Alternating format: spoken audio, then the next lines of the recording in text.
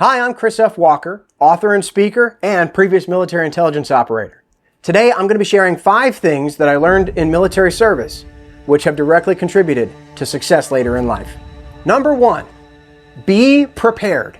The military generally likes to practice what we call the 80-20 rule. Basically, what it means is you're going to be preparing 80% of the time for what you're going to be doing 20% of the time. You see, in the military, we try to spend the majority of our time always preparing for what we hope honestly never occurs, but that if it does, we're the very best at it we could possibly be. Number 2, plan, but plan on things changing.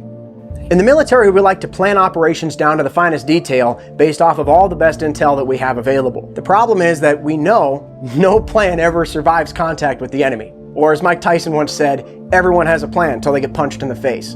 You see, the biggest thing that we train for over and over again in the military is to improvise, overcome, and adapt to ever-changing circumstances. This doesn't mean that we shouldn't plan. In fact, in planning, we always tend to find a good portion of the pitfalls.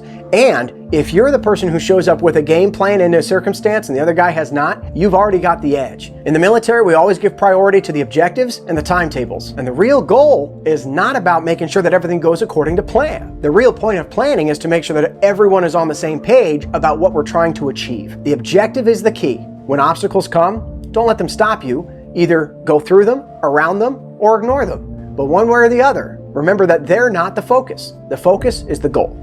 Rule number 3, build on momentum. See, in the military, we learn that momentum is not just about achieving objectives, it's also a good problem solver. Or if you really want to think about it, how can something become powerful? Well, if you take a small piece of lead and sit it on a desk, it does nothing. Get that thing traveling at thousands of feet per second like a bullet, now it's got a lot of power behind it. Momentum creates power. Momentum builds solutions and sometimes can even punch right through some of the obstacles that might show up in your way. In the military, we learn to use momentum to our advantage. For example, once a team is stacked up on a door and they're throwing a flashbang, now is the wrong time to sit back and see what the flashbang did. Once momentum gets started, now it's time to double down and capitalize on it and maximize on it so that you can push through the obstacles, which are certainly about to come. Remember, it's the objective that's the key, not what you're about to face.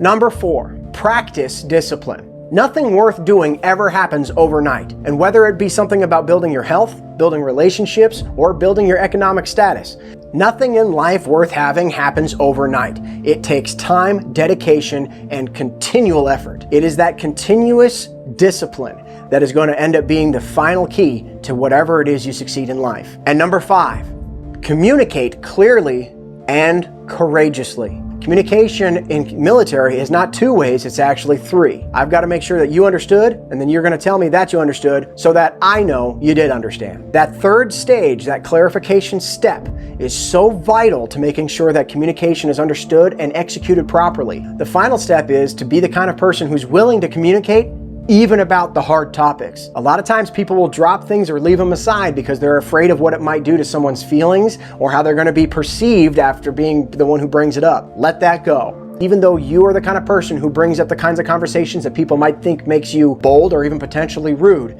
the reality is they will come to respect you as the kind of person who's willing to take on any obstacle, regardless of what it is, and makes sure that it always has the right outcome, not just what's going to make someone feel better about themselves. Or as we used to say in the military, the enemy doesn't care how hard you tried or what you want. I hope to see you again soon. Take care. God bless.